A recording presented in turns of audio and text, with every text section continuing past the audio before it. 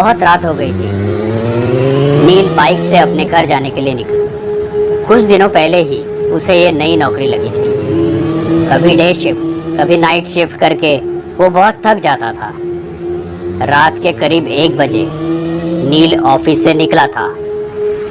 Night shift से निकले बहुत सारे लोग उसे हाईवे की तरफ जाते हुए दिखे। नील भी उनमें शामिल हो गया, लेकिन हाईवे से उनके रास्ते अलग हो गए। सब लोग अपने अपने रास्ते चले गए। वो भी बाइक पर से निकला। कुछ ही देर में नील हाईवे पर आया। रात बहुत हो गई थी, इसलिए ट्रैफिक भी बहुत कम था। उसे अपने स्पीड में बिल्कुल कंट्रोल नहीं था। कभी कभार ही उसे सामने से कोई कार आती दिखती थी या फिर ओवरटेक करती थी।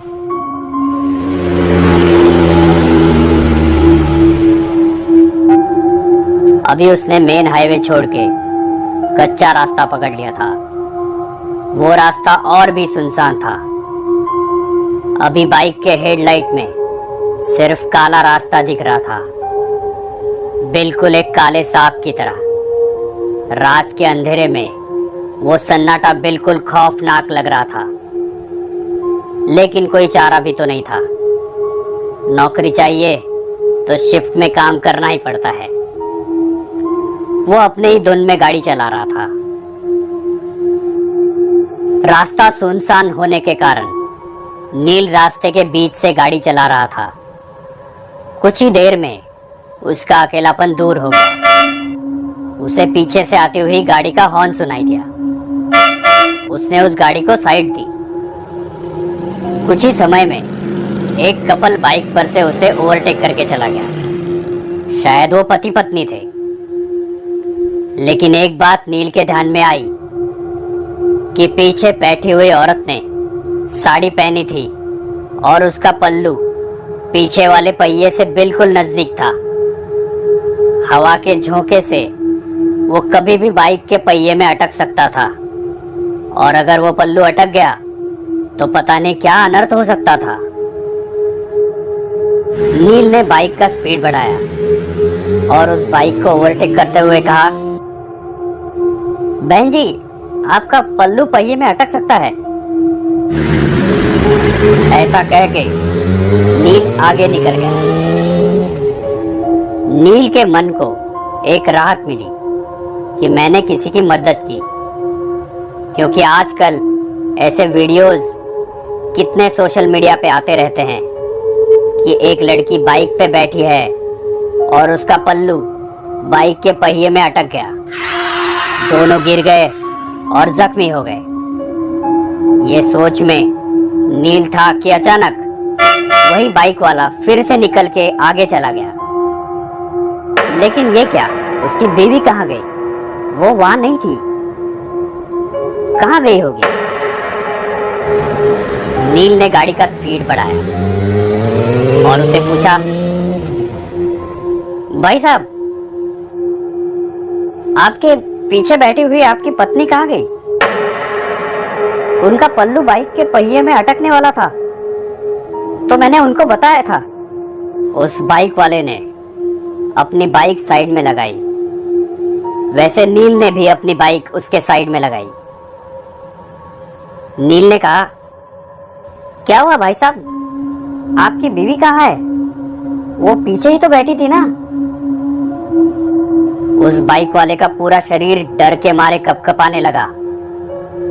उसने कुछ नहीं कहा, सिर्फ अपनी डर भरी आंखों से पीछे मुड़ के देखा तो वो रास्ता और भी डरावना लग रहा था। नील ने उससे कहा, क्या हुआ, आप इतना डरे हुए क्यों हो? वो नील को देखते ही रह गया और फिर उसने पूछा, मेरे बाइक पर किससे बैठे देखा आपने? मतलब आप उसे नहीं पहचानते? मैं जॉब से घर जा रहा था अकेले, और मैंने किसी को लिफ्ट भी नहीं दी थी।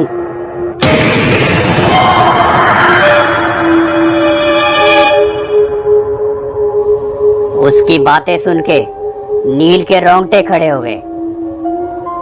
दोनों ने एक दूसरे को देखा और एक साथ पीछे देखा तो उन्हें रात की गहराई में एक धुंधली सी परछाई दिखी। वो देखते ही दोनों की आंखें खौफ से फटी की फटी रह गई। उन दोनों का दिल जोर जोर से धड़कने लगा था कि तभी सामने वाली बाइक ने हॉर्न मारा। दोनों की मानो सांस ही रुक गई। दोनों ने फटाफट बाइक स्टार्ट की और तेज रफ्तार से अपने घर की ओर बढ़ने लगे। नील घर पहुंचा तो रात के 2 बजे थे। वो अपने बिस्तर पे लेटा, लेकिन उसे नींद नहीं आ रही थी। अपने पूरे करियर में उसने ये चीज पहली बार ही देखी थी। रह रह के उसके मन में एक ही ख्याल आ रहा था, क्या मैंने जो देखा वो सच था? कितनी बार वो वही रास्ते से गुजरा था, लेकिन आज तक उसे ऐसा खौफनाक अनुभव नहीं हुआ था। बाइक पे बैठी वो औरत, उसकी लाल साड़ी, कैसे मुमकिन है ये? लेकिन ये अनुभव एकदम असली था। उसे तो अब अपने खिड़की के पर्दे भी उस लाल साड़ी वाली औरत के पल्लू जैसे दिख रहे थे। ऐसे लग रहा था कि बार बार कोई उसका नाम पुकार रहा है। उसे तो अब खिड़की की ओर देखने के लिए भी डर लग रहा था। जब भी वो पर्दा हिलता, बस उसे वही सब याद आता। वो उठा और उसने खिड़की बंद कर दी। जैसे ही वो मुड़ा,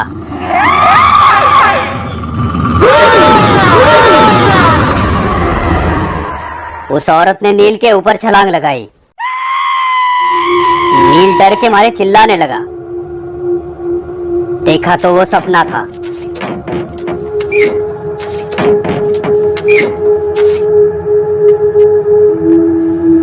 नील ने सोचा मैं कुछ ज्यादा ही सोच रहा हूं और सो गया।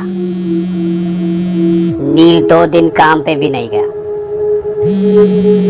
लेकिन ऐसा वो कितने दिन तक करने वाला था।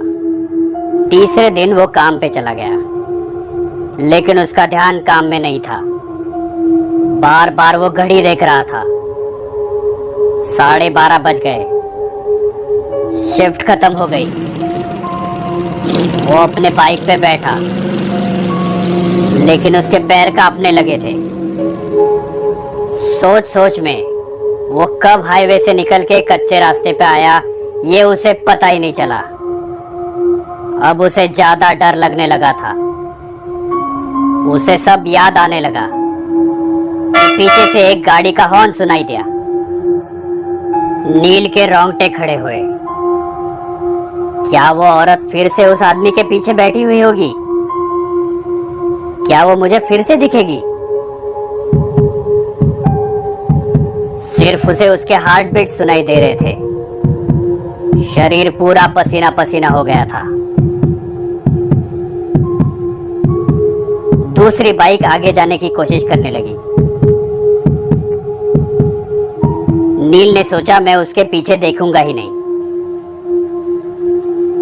लेकिन आखिर उसने पीछे देख ही लिया तो उसके पीछे कोई नहीं था। नील ने एक राहत भरी सांस ली। उसकी जान में जान आ गई। कलेजे का डर अब खत्म हो गया था।